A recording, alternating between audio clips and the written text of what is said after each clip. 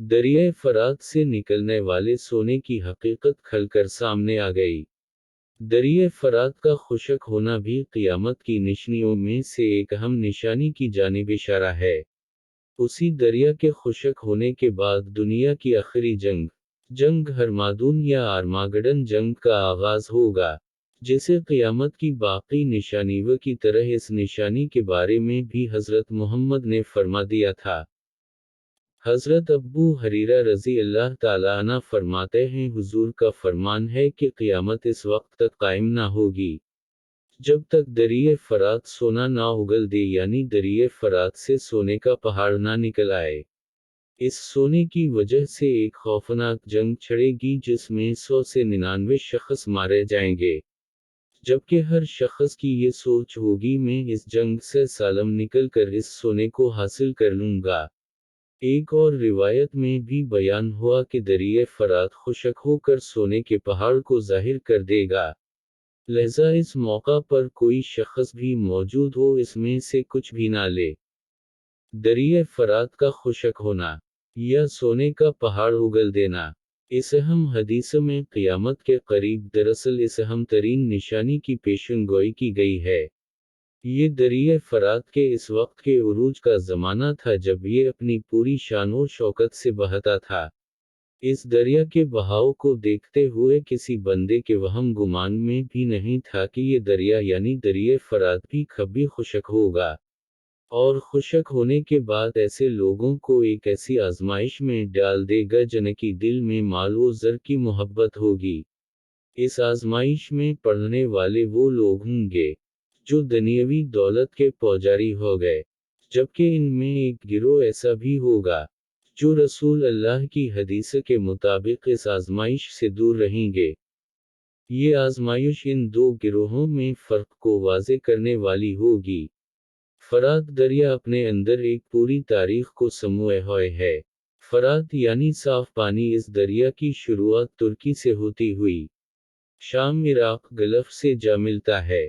नहर अल्कमा जिसे उसी दरिया के एक किनारे से निकाला गया था, उसी नहर के किनारे वाक़या करबला पेश आया, जब हज़रत इमाम हसीन रज़ा अल्लाह ताला अन्हु और इनके साथियों पर इस दरिया का पानी बंद कर दिया गया। यही वजह है कि इस दरिया के मुतालिक इस्लामी तारीख और रिवायत में मुतअद्दिद जगह पर जिक्र बयान हुआ। 2900 किलोमीटर लंबाई के साथ दरिया फरात तुर्की से शुरू होता हुआ इराक और शाम से गुजरता है।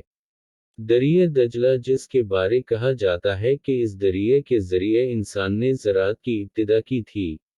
इन दोनों दरियाओं का मिलाव बरशन गल्फ में एक दूसरे से जा मिलता है, जिसे शतूल अरब कहा जाता है, और उसी दरिया को ईरान और इराक का बॉर्डर भी कहा जाता है।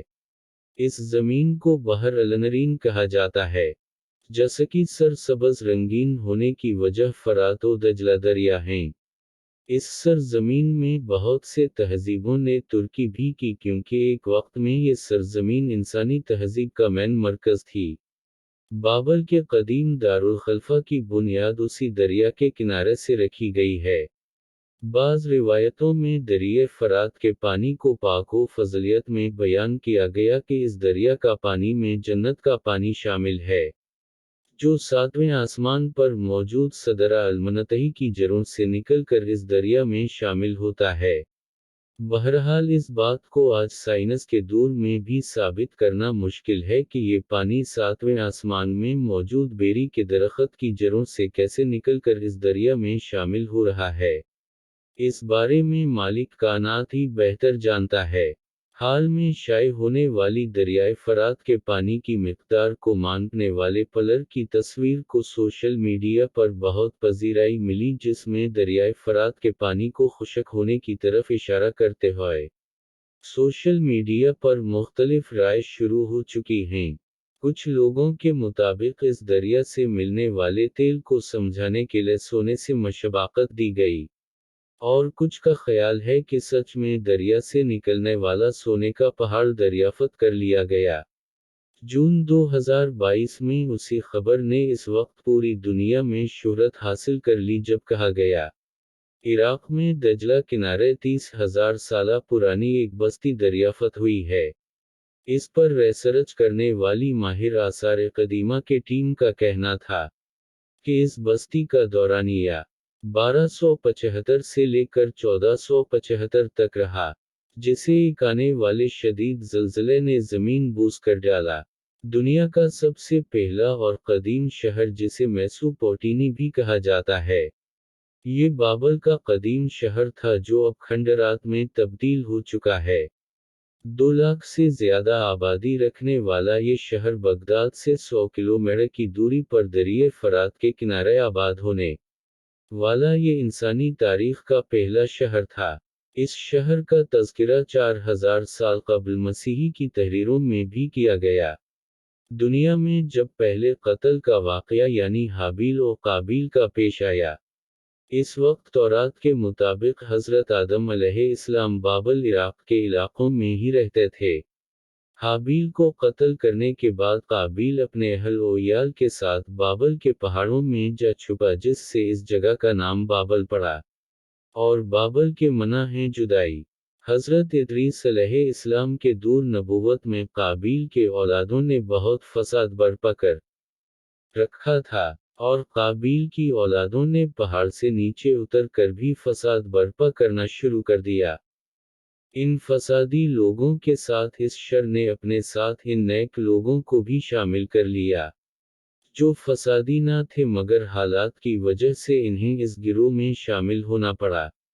ان سارے حالات کو دیکھتے ہوئے حضرت ادریس علیہ السلام نے اللہ پاک سے ان لوگوں کے بسنے کے لیے بھی دریا کے کنارے شہر آباد کرنے کی دعا کی۔ دعا قبول ہوئی تو انہیں بابلیون شہر مصر میں دریا کنارے آباد کرنے کی اجازت مل گئی۔ بابلیون جس کا معنی ہوا اچھی فرقت یا اچھی جدائی۔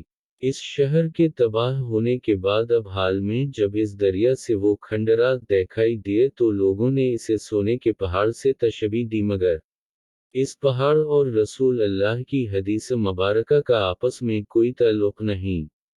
ہاں، یہ الگ بات ہے کہ یہ ایک اہم و الگ کھوج ہو سکتی ہے، جسے ماہرین سونے کے پہاڑ سے تشبیہ دیتے ہیں۔ دریائے فرات میں پانی کی سطح کم ہونے کی ایک وجہ بننے والے یہ ڈیم بھی ہو سکتے ہیں، جو ترکیہ اور شام نے زیادہ تعداد میں بنا رکھے ہیں۔ اس دریا پر بننے والا پہلا ڈیم 1970 میں ترکی نے شام کے بارڈر پر بنایا، اور اس کا پانی مکمل بند کرنے کی وجہ سے ترکی اور شام کا یہ درمیانی حصہ بالکل خشک ہونے کی وجہ سے یہ قدیم شہر دریافت ہو گیا۔ کیونکہ بابل شہر قدیم ثقافتوں کا مرکز تھا، بعض لوگوں کے مطابق اس علاقے میں خزانہ موجود ہو سکتا ہے، جیسا کہ دریافت ہونے والی قدیم بستوں سے خزانے کے آثار نمودار ہو چکے ہیں، اور قرب جوار میں بسنے والے لوگ ان چھوٹی چھوٹی چٹانوں سے اس خزانے کو نکالا کرتے تھے، مگر یہ چھوٹی چھوٹی چٹانیں بھی آنے والے زلزلے کی وجہ سے دریا کے نیچے دفن ہو گئیں۔ آج بھی ان چھوٹی چٹانوں کو ڈھونڈ کر دریائے فرات سے خزانے کو نکالا جاتا ہے، جسے بنیاد بنا کر اس پیشن گوئی کو ثابت کرنے کی کوشش کی جاتی ہے، مگر حقیقت تو یہ ہے کہ اب تک دریائے فرات سے وافر مقدار میں کوئی خزانہ یا سونے کی کثیر مقدار نہیں نکلی۔ اور دوسرا، رسول اللہ کی حدیث مبارکہ کے مطابق اس دریا کو مکمل خشک ہونا تھا جبکہ اس کے اندر ابھی تک پانی موجود ہے۔ بطور مسلمان ہمارا اس بات پر یقین ہے کہ دریا خشک ہو جانے کے بعد تو ممکن ہے کہ یہ خزانہ انسانوں کو مل جائے یا خود خدا اسے ظاہر فرما دے۔ اگر دریا نے اپنی خشک ہونے کی اسپیڈ اسی طرح جاری رکھی تو ممکن ہے یہ عمل 1 سے 2 سال تک ہی دیکھنے کو مل جائے۔ اس دریا کے متعلق پھیلنے والی خبریں من گھڑت کہانیوں کے علاوہ کچھ نہیں، کیونکہ رسول اللہ کی حدیث مبارکہ کے مطابق واضح طور پر سونے کے پہاڑ کا ذکر ہے یا خزانے کا، نہ کہ کسی دولت کا۔ اس لیے علماء کرامین کے مطابق اس کا کوئی متبادل نہیں ہو سکتا، یہ سونے کا پہاڑ ہی ہے، جو عنقریب ظاہر ہو کر ہے رہے۔ اس کا وقت سمے کیا ہوگا، یہ ہر ذرے کا مالک پاک پروردگار ہی بہتر جانتا ہے۔